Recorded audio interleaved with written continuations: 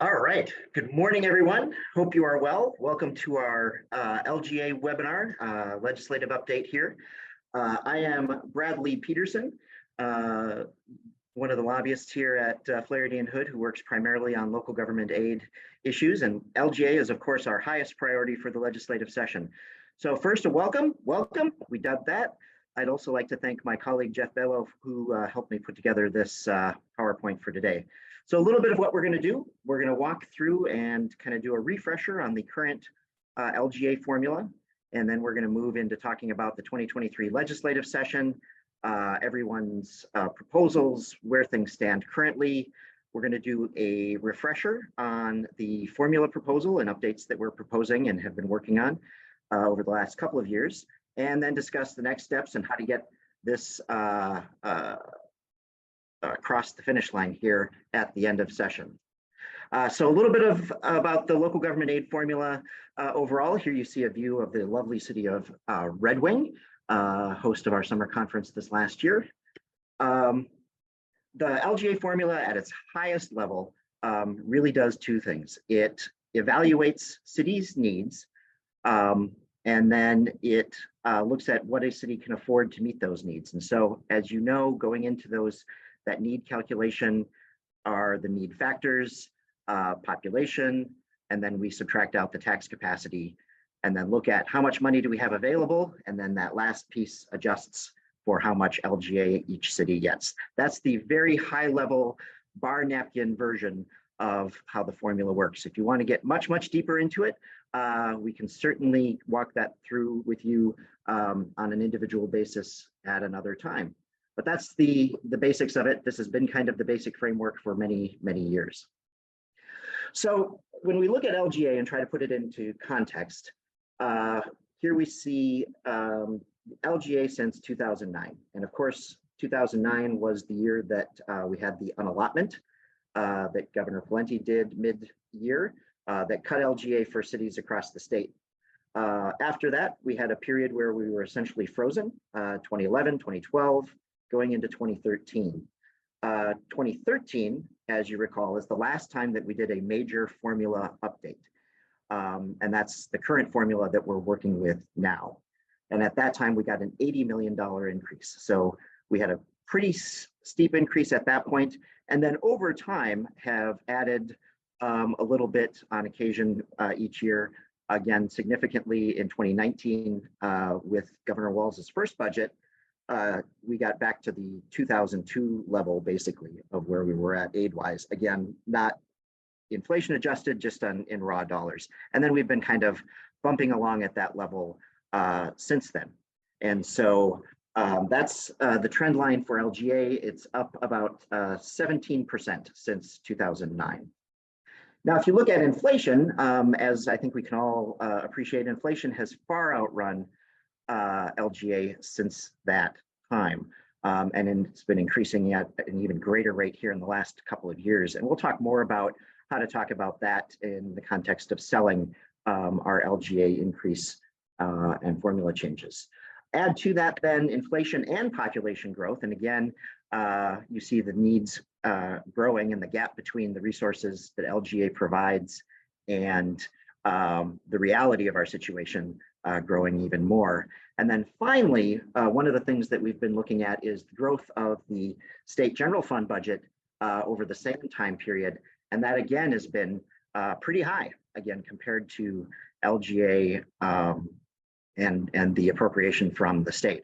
And so you see here by almost any measure, and you'll hear me probably say this a couple of times today, by any measure, local government aid is simply not keeping up with the needs that we have.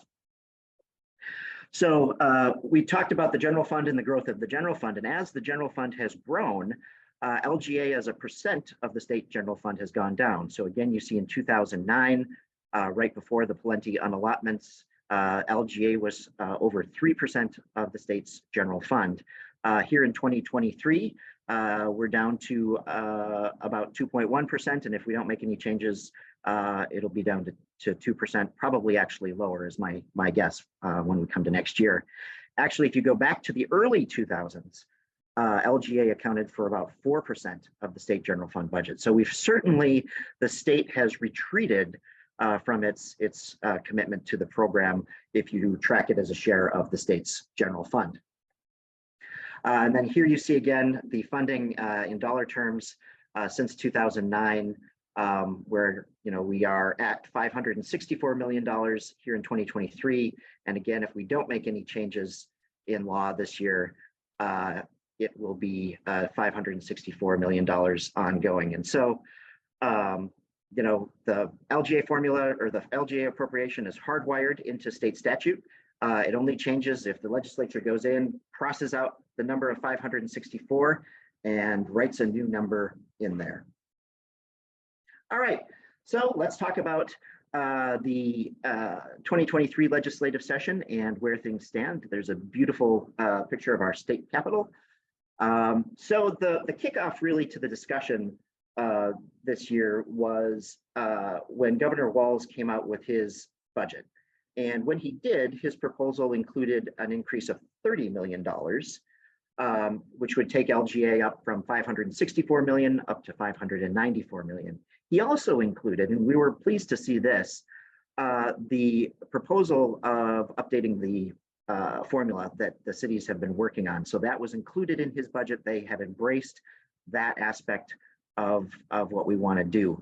However, when you look at our reaction, I think it fairly said that we were very surprised and disappointed, given the fact that the state budget surplus is at historic record stratospheric highs, that we were only able to get from the governor a $30 million increase was indeed pretty disappointed. And we were pretty critical, actually, in the press release that we issued that same day when his budget came out.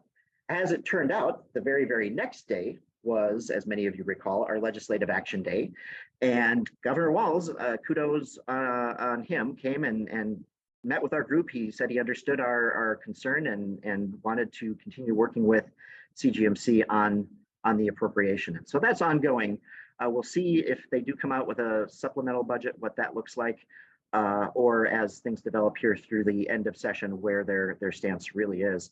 But clearly, $30 million was remarkably underwhelming as an opening bid. So the items that the cities have been working on and the bills that we are supporting are in the House. It's House File 1377, and it's authored by Representative Liz Lagarde, who is the chair of the House Property Tax Division. And that's actually a pretty good guy to have in your corner in terms of a lead author, as that's the committee that has the initial jurisdiction over LGA and is going to be doing the initial work on it. And so having him in that position is really good. He's a very strong advocate for LGA. He's a former mayor himself from the Iron Range. And so we couldn't be, frankly, more pleased than to have him as our chief author. You see there, the second name is Aisha Gomez. She's the chair of the tax committee in the House. And so that's positive as well. So the bill and our city-supported proposal includes a $150 million increase to local government aid. It also would, over time, increase LGA by inflation and population growth, putting sort of some guardrails on what that would mean. And so it's a minimum of a 2.5% increase and a maximum of 5%. And so that offers a little bit of guardrails to make sure we're not going backwards, but also that we're not breaking the bank necessarily when it comes to the state. And it does include the formula proposals that the city groups have all been working on, and I'll talk about that here a little more in a minute. On the Senate side, we've got Senator Klein, who is the chief author of our bill. Senator Klein is from Dakota County. Last year, he was the DFL lead on the Senate's property tax subcommittee. This year, he is the vice chair of the full Senate tax committee. They've gotten rid of the subcommittee and are doing it all in one committee. So he's a good guy to have. He worked with us last year on this proposal. He carried the bill last year. He's very passionate on this issue, and he's been a good guy to work with. And again, it's identical to the bill in the House, including the $150 million aid increase, the adjustment in future years, as well as the formula proposal that the cities have worked on. So we've got two good bills in the House and the Senate, and they have been moving their way through the process. And so here you see the hearing on the left that we had from in the House, in which Virginia Mayor Cuffey testified. And there you see Representative Liz Lagarde, the bald guy in the suit. And then just yesterday, we had our initial hearing in the Senate, in the Senate Tax Committee. And there's Mayor Schultz, who's our vice president of the coalition for this year, from St. Joseph, Minnesota. And he testified on our behalf there. And so we had two good hearings. We're positioned exactly where we need to be from a legislative process standpoint in terms of these two proposals. So let's talk a little bit about the new formula proposal, how we got there, and a little bit of what it does. Some of you have maybe seen some of this before, but wanted to make sure that we were given an opportunity to see where we're headed and what it would mean for our cities. So starting out, as we've discussed before, this has been really something that the city groups, us, the League of Cities, Metro Cities, and the Small Cities Organization have been working on since fall of 2021. At that time, the legislature and tax committee chairs tasked us with looking at the formula again. The formula is typically updated about every 10 years or so after the decennial census, and is really kind of, we opened up the hood and looked underneath and moved some things around to see how was the formula working after 10 years of being in action, and then what changes needed to be made. And we were fortunate that we had House and Senate nonpartisan staff to assist us with that. These are really some of the smartest people in the building when it comes to property taxes and LGA and how all of these things interact with each other. We also had staff from the Department of Revenue who were available to us to make sure that whatever thing we were coming up with would be something that they would be able to administer. And so in 2021 and 2022, we performed a fairly extensive analysis of the existing formula and then potential new formula factors. And this is the process, and I'm not going to get too deep into it because I would quickly be over my head of, running regression analysis and seeing, which factors really correlate to city spending patterns and are predictive of city spending patterns across stratas of cities. And so that's something that, I think the folks who work on this actually take quite a bit of pride in, that it is a very analytical process. It's a very rigorous process. It's not just sort of picking random formulas or random factors here and there to benefit individual cities, but it really is trying to build a holistic and sustainable formula. So the proposal and kind of how it works, this is what I'll call the basic architecture slide. It does maintain the basic structure of LGA as we know and love it, in terms of evaluating a city's need and then comparing it to its capacity to meet those needs, i.e. its tax base. And so that's been really the framework for about 40 years in terms of how LGA has operated on those two bases. The most recent formula split cities up and compared cities of the same size to each other. And so the cities are split into three categories of small, medium, and large, and will continue to be under the new proposal. And those stratifications are basically 2,500 and below, 2,500 to 10,000, and 10,000 and above. And again, that carries forward. It would maintain the same method for calculating the city's capacity in terms of its tax rate and comparing it to the statewide average city tax rate, and then the same formula to distribute the money in terms of, we've got limited amounts of resources. We don't have as much money as the formula says we need to have to meet everybody's needs. So then how do you parcel that out amongst the cities? And so it maintains that same basic structure that we've had before. The things that are changing, and where really the meat of what we're doing is, and really always has been, is on the need factor side. These are the inputs that go in to say, okay, what do cities need? And then that is compared to the tax base that's available to the city. And so I'm going to run through these here at a fairly high level. Again, if you have deeper questions, we can certainly try to answer those at the end, or if you want to talk offline, we're more than happy to. So the small cities have always been a little bit difficult in that, because they are small, there's not a lot of rate data to compare amongst that whole cohort. And so really the small city formula has been a reflection of population. And so you see on the left, the current need factors and how that's sort of shaped. It's basically been population, and then their need has been capped at $630 per capita. And that cap is actually really held back some of our cities. And so what we're seeing with a lot of the small cities is because of the cap, their LGA ends up being over that, and then they start to march backwards on the formula. And so we're removing that cap, and we're changing the way in which we think about population using the logarithm of population. But it still is something that we have used in the past when looking at population, and it kind of smooths out some of the bumps in there. As we move on to the medium-sized cities, I think we get into a little bit more of a familiar framework. Again, on the left are the current need factors, and then we have the new need factors on the right. And so if we look at what we're doing, so we, again, analyzed all of these factors pretty rigorously. We are continuing to use the pre-1940s housing. And that's one thing that I sort of scratched my head about was, well, since we, I mean, we've been using pre-1940s housing in formula since I started here. So since the formula that was come up with in 2003, and wouldn't we want to move that ahead with the passage of time? Why not pre-1950s or pre-1960s? And as we did the analysis, what we determined was there really wasn't much difference using 40s, 50s versus 60s, and that pre-1940s still had the highest correlation in terms of city spending patterns. So we retain that one. Peak population decline is another one that we continue to use in terms of, you still have the same infrastructure, you still have, the same needs largely, but you don't have as much population as you did at one point. And so this factor comes in and helps with that. And then the percentage of commercial, industrial, and utility property tax value in your community.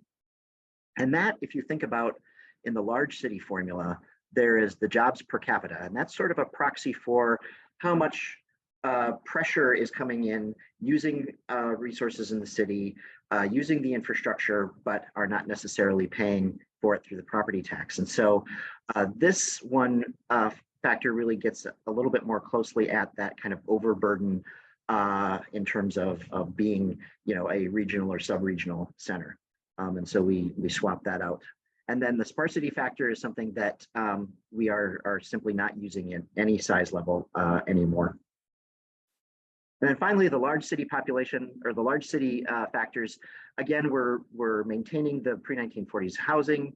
We're putting in the peak population decline.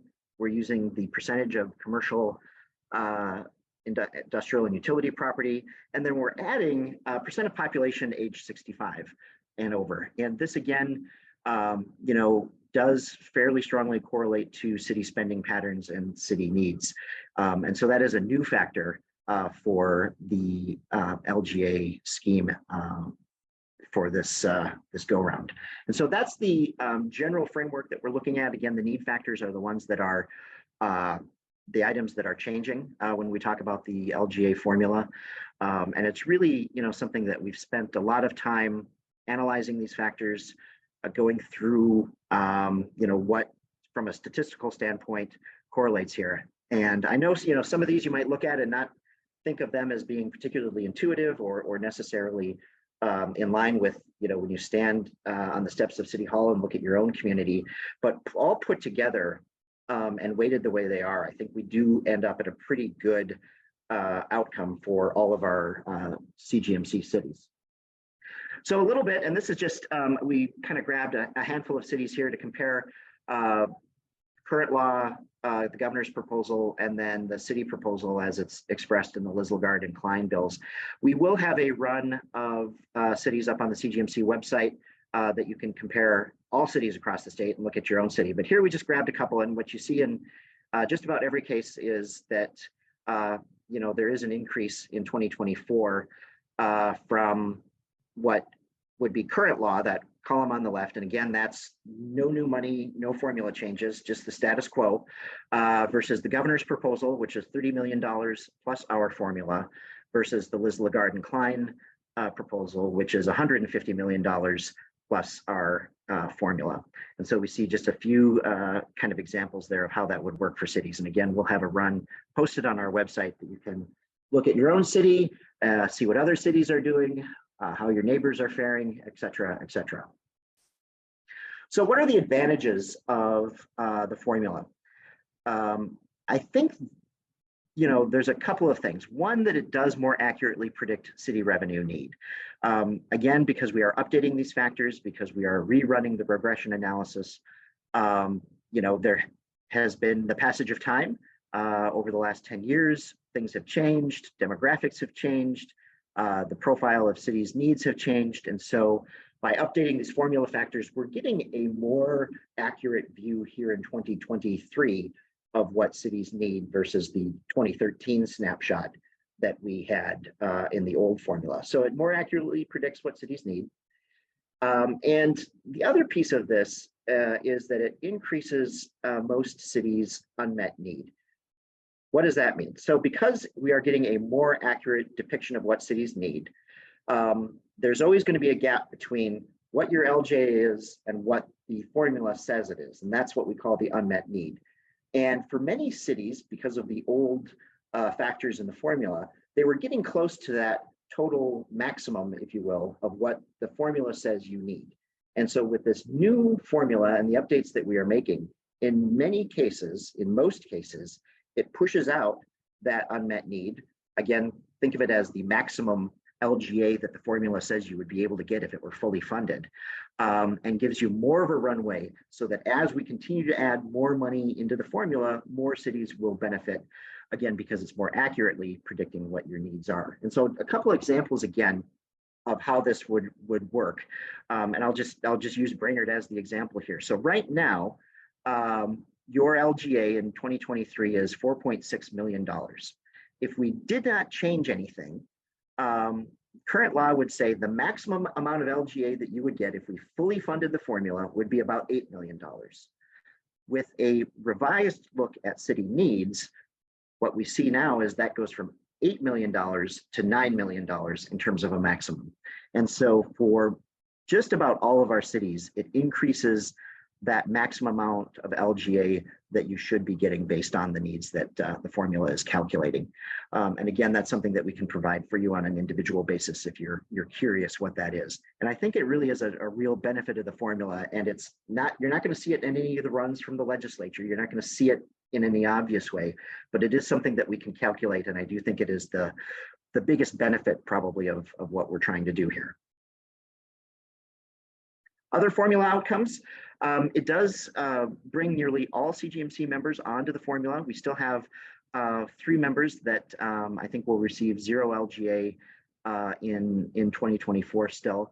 But also no city is going backwards in terms of their LGA. And 115 cities will gain some amount here as we put more money into it and revise the formula. Overall, from a big picture standpoint, it does reduce the number of cities that receive no LGA from 103 down to 94. And that's been about the number that we've been at for the last several years, you know, kind of in that range of cities statewide that receive no local government aid. But under the new formula, 728 cities would see an increase relative to current law. So again, we're more accurately painting a picture of what cities need. This moves more cities onto the formula. It reduces the number of cities that receive no LGA, and it increases the number of cities that will be seeing an increase. So the next steps. As I mentioned, in the House and the Senate, we had great hearings in the committees that we needed to be in, so we're well positioned there. The next 3 weeks, however, are going to be key. In each case, we want to get into the House Omnibus Tax Bill and the Senate Omnibus Tax Bill. And I think we will at some level. I think the key is going to be making sure that that LGA number is high enough to be meaningful. And then it goes to the House and the Senate floor. And then we should see a conference committee. And I definitely think that we will see a conference committee on the tax bill on any number of items. The House and the Senate are going to approach things a little bit differently, not necessarily from an LGA perspective, but other items in the tax bill. And so there will be a conference committee process in which all of this gets negotiated out. So the next 3 weeks are critical because they will be kind of setting their targets for how much spending and tax relief they're going to do. And so our efforts now are really moving towards trying to put pressure on the tax chairs and House and Senate leadership to make sure, like I said, that number is meaningful. So how do we make that case? I think, what we've been saying is just as inflation that has not only been hitting the pocketbooks of our residents and businesses, but it's also making everything that the city does more expensive. And you see this in your daily operations. Every input of what you are doing to provide services and infrastructure costs more than it did a year ago, 2 years ago, 3 years ago. The gas for the squad car, the salary and wages and benefits, the inputs into road maintenance, all of that, your contracted services, all of that costs more. And so unless it's going to be passed on to the property taxpayer, LGA is going to be necessary to come and fill that gap. As we all know, it does restrain property taxes. If we're going to provide the same level of services, we've got to have, for many of our communities, LGA in there to help it along. The formula is updated to better reflect current city needs. We, like I said, every 10 years we go through this process, and now we have a pretty solid formula to go on. And finally, the state is dealing with a historic $17 billion surplus. And that means now is absolutely the right time for the legislature to renew its commitment to communities across the state. There are a lot of other spending items that we are competing with. As you've been watching the legislature, it probably feels like they've spent that surplus, 3 or 4 times over. And there are a lot of big ideas. And so we have to make the case that, it's important to our communities, if we're going to have thriving communities, especially in rural Minnesota, that a commitment to local government aid needs to be made now. It's the time to make it, again, because of the historic surplus that we have. And so I want you to be ready, read updates in the CGMC in brief. My hunch is we're going to be sending out some action alerts soon to get you more engaged on these issues. And then if you do have questions, would encourage you, and it'll be on, his contact information will be on a slide here coming up, to contact Jeff Bello. He's our analyst, he's new. Help me put together this presentation on what we're going to do. And so now I think we are going to take some questions, and I'm going to ask my colleague Alex, because I cannot multitask, to let me know what questions we have. Looks like there might be a couple in the Q&A box already. And so if Alex can unmute herself and let us know what questions we've got, that would be tremendous. Yes, hi. So some of the data related questions would be better directed to Jeff Bello. Like we said, we have his contact information on the last slide.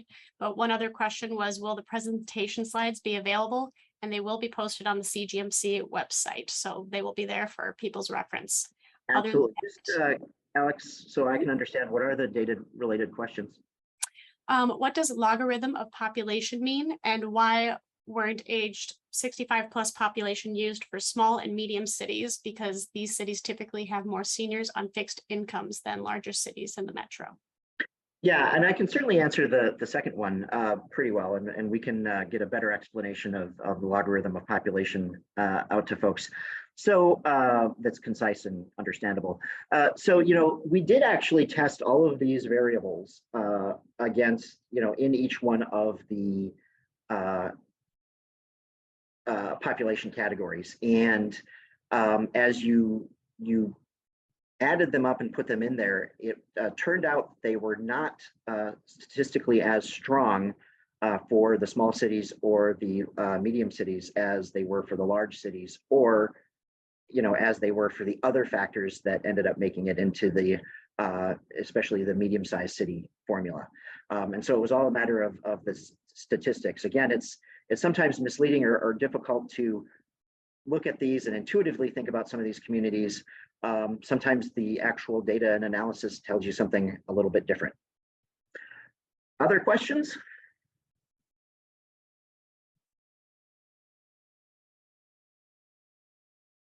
Yes, Bradley, we have one last question. Did you say there would be a city by city reference posted based on these different LGA amount scenarios? Yes, we'll have that on our website later today. That should be all.